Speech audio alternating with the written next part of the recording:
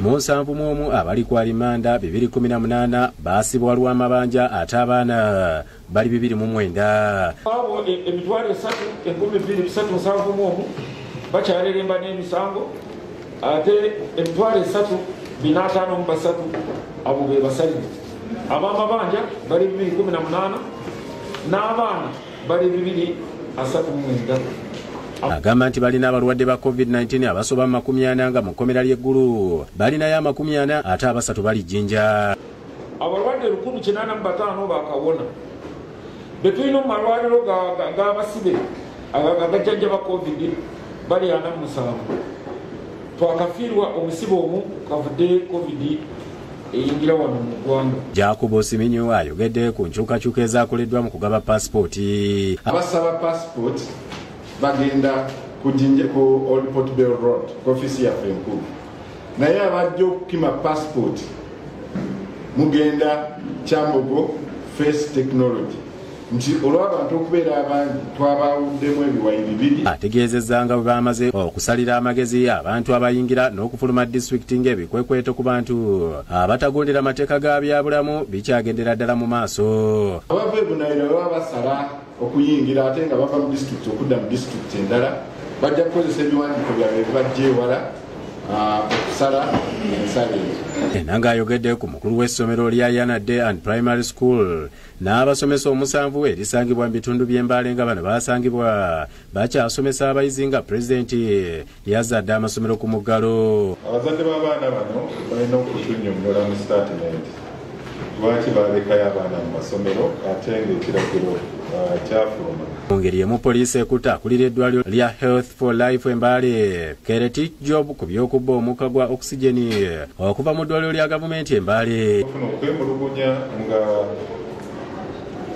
sirinda eza oxygen oba omukka guno gwe tussa zibadde zibula okuva ku Mbale Regional Referral Hospital. Era we twakoze ekikwekweto tulina sirinda ze twasanze mu Health for Life General Clinic ekyatuviiridde okukwata omwami ono. Poliisi era eriko abasajja baayo beekutte emityana okuli ASP Chepteyek James Onyango Vincent n'abantu omuli Semakula Moses, Semanda Raphael ne Tofa Andrew. Kigambibwa nti bakwatiddwa mu bubbi era nga balinze kutwalibwa mu kkooti. Abaviiriddeko okukwatibwa okugezaako okufuna poliisi mu kitundu okubikkirira omusango guno n'obutabakwata. Bakkaanya ne poliisi emityana nti $15,000,000 zibaweebwe basobole okubikkirira omusango guno. Mutebi Sulaiman yakusakidde eggulu lino ku Aboogezi TV. Omujaze ow'eggye UPDF yabadde awambiddwa ateereddwa era n'akomawo ku nsalo ekisolo mu kiro ekikeeseza olwaleero. Omubaka wa pulezidenti mu kitundu ekyo Mugisha yakakasizza bino. RDC Mugisha agamba nti kyannako omujansi waabwe okuwambibwa olw'okulema okwawulwa obulungi ensalo we ziyitira. Well, on behalf of Uganda, we are very grateful to have returned our soldier who made a mistake and crossed to your country. And I think maybe it wasn't deliberate. I think as you are aware that our boundaries has no marks, maybe he was thinking that he was still in Uganda, but unfortunately he found himself in Rwanda. Private Baluku yawambibwa ng'ali mu byambalo bya UPDF ng'ali n'emmundu ya gavumenti ekitangaaza ne density yeera nga birabika, wabula Mugisha n'agamba nti kyewuunyisizza okumukwata. Kanya baraza niho baje, siho bavuze ngo akaza gutangira muri Garamago. Yaje muri Garamago atangira amabantu kubasematoyi ashaka kubarasa abaturage baritabara mukundi bameze niho bakora n'intuza basanga bitabara. Asirikare ba Uganda babe nk'abo mu Rwanda kubera natwe tumeze nabi, natwe baduhereza ifashije. Abatuuze Chanika Town Council basabye gavumenti zombi okukkanya basseewo obulambe okumalawo okusika omugwa kuba Baluku bamukwatidde ku ttaka lya Uganda ng'alemesa abakyala Abanyarwanda 2 abadde bayingira eggwanga nga bava Rwanda. They go with the police to show them the boundary, otherwise you can't know There is nothing that can show you have crossed to Rwanda, neither anything that can show you have crossed to Uganda. No, ni Uganda. No, eta yarahazi. Yarahazi. So, muje yaraba ari kusoba. Atuzalirwe yakusakidde eggulire lino ku Aboogezi TV. Atabo buyenza mu katale Nakawa bakoze ebikwekweto okubatambala masiki saako obutateeka biragiro ebyasibwawo mu kutangira okusaasaana okwakawuka aka coronavirus mu nkola. Obwedda batambula muntu ku muntu nga webafuuyira sanitizer era nga basangiddwa nga masiki ziri wansi w'obulevo bo bakwatiddwa.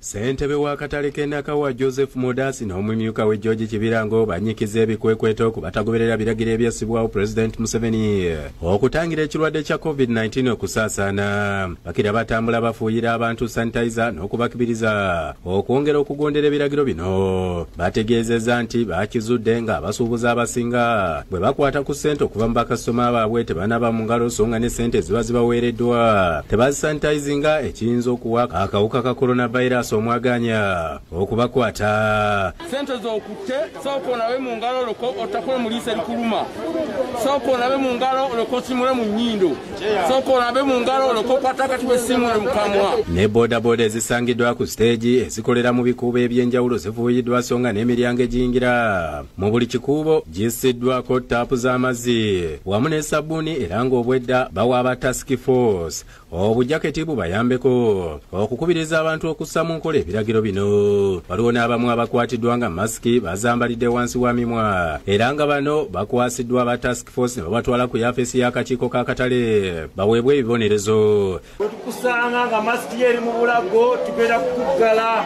Oluvannyuma ssentebe Mudasi ne munne bakuutidde abasuubuzi okwettanira okugula sanitizers bayambeko ku ssente ezibaweebwa okuva mu basuubuzi ne balabula bakasitoma baabwe ku bantu abatandise okuleeta ebiddoddo n'ebintu ebyefaananyiriza obulimaawa. Tugezaako okusomesa abantu tubabuulire nti oba omala okukwata ku ssente kwesa sanitizer. Ebyo ng'obitadde ku bbali omuyimbi Evelyn Lagu mu kiro ekikensezza olwaleero asitudde okugenda ebweru mu nsi ya Butuluuki okujjanjabibwa nga byonna gavumenti yebisasudde. Lagu asitudde ku kisaawe ky'ennyonyi Entebbe era nga wano abazubayiri famire nga bakulembeddwa mu Bosa Seru Nkuuma bamusabidde. Kitange taata nkwebaza tekayo maaso go Iva ne mutabani we muteeka mu maaso ge mukama kitange mu lugendo luno bagenda okutambulako. Agenze ne mutabani we Fred Kasavu ne Hadija Nakanyike nga emujjanjabi okusinziira ku Bosa balabye ng'embeera ya Lagu tetereera ng'ebuyindi gye yali alina okugenda ekirwadde kya COVID-19 kyabalemesa nga bwannyonnyola. Kati we twogerera kali bageza kwogeraganya n'abasawo balabe batandika mu operation amangu ddala. Kati banaamala okuvaayo ne batubulira kye beetaaga ffe tujja kuddayo mu bakulu abatusuubiza tubanyonnyola. Joel Mukera ne Nsamba Crash we bakusakidde eggulire lino wa Aboogezi TV. Ate bo abavubi mu bizinga ebyessese bawanjagidde gavumenti ebayambe mu kukendeeza ku musolo ogugibwa ku mulimu ogw'obuvubi nga bagamba nti ebyennyanja tebikyalabika nga n'abamu omulimu guno bagudduseemu. Bino babiwulidde omusasi waffe Samuel Nkuba bw'abadde agenzeyo okukola emboozi yaffe eyagafuna. Guno gwe mwalo gw'ekisabo gusangibwa mu ggombolola y'ekyamuswa mu disitulikiti y'e Kalangala era nga guliko abantu abasukka mu 10 ng'omulimu gwabwe omukulu mu bajja ensimbi ezibayimirizaawo gwa kuvuba. Omulimu guno gwewanidde emyaka n'emyaka wabula nga mu kiseera kino abasinga batandise okuguddukamu okudda mu byalo bakwate enkumi n'okuyingira ebibira okwokya amanda olw'ebyennyanja okubula kyokka ng'emisolo egibateekeddwako bagamba nti mingi nnyo. Era ebintu byabwe ebimu biwambiddwa bakama baabwe ababateekamu akasente. Sebyabwe Joseph Kabugongo n'ayina amata 50 n'abakozi abasukka mu 300 ku mwalo gw'ekisaba agamba nti wadde ng'omulimu gw'okuva gubayimirizaawo ebbanga ddene mu kiseera kino tekikyasobola kuba wakibeetaaga nkati abakozi abamu batandise kubasindika mu nnimiro ssaako n'emirimu emirala egitera gya kuvuba olw'ebyennyanja okubula. Eryato limu kiryetaagisa okugenda okuvuba olina oliwa amafuta liita eziri wakati wa liita 20 kwasatu okugenda mu mazzi naye ennaku zino ebyokuvaako ebyakyankalanamu empuuta tezikyajjira mu maato mpuuta ntono tezikyasobola kujjayo bintu byotadde mu maato okusobola okuba nga bisasula bintu byotaddemu. Sibyabwasabye gavumenti ekendeze ku misolo egijjibwa ku bikozesebwa mu kuvuba kubanga embeera mu bakolera mbi nga n'ebyennyanja byakekwa. Tusasula omusolo gw'obutimba ne tusasula omusolo gw'embaawo ne tusasula buli kimu ekikwatagana n'okuvuba ekiwa omusolo. Tusaba gavumenti etutunulemu etukendeereze ku bintu ebyo netukendeereza ku musolo mulimu gwaffe guno obaolyawo kujja tuyambako okwongera okugenda mu maaso. Subuga Samuel Sebowa ngono ssentebe w'abasuubuzi b'ebyennyanja agambye nti abasuubuzi bangi badduse mulimu guno olw'ebyennyanja okubula ate nga bya buseere ng'abamu bafudde saako n'okulala pulesi olw'ensonga nti tebakyasobola kusasula looni ze beewola mu banka. Naawe njagala okubyemu ekifaananyi ng'omuntu obadde osuza obukadde bwa ssente obuwere 10 otuuse ku extend okubanga tokyaweza nakakadde ka ssente kiki ekiddako ate nga n'abasinga abalala nga ne ku lukalu gye baava baleka oluusi batunze ebintu byabwe bajje mu mulimu gw'okusobola ebyennyanja kati awo kitegeeza omuntu ali mu kusoberwa. Nambooze Aida Ngono yali mukalirizi wa byennyanja agamba nti okuva lwe baawera okukalirira ebyennyanja embeera yabatabukako kati badda ku mirimu egyandibadde egy'abasajja egy'okwanika endyeri. Kiba kikutambulidde obulungi oyanika endyeri 3 kiba kikutambulidde nga tebikufunye noyanika endyeri ki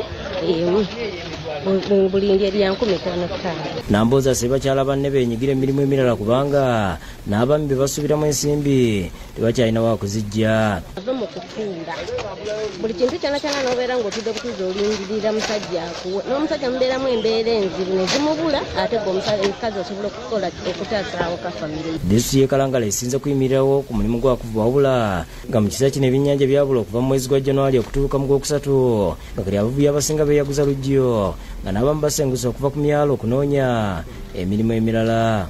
Samuel Nkuba yakusakidde guno ku lwa Boogedde TV.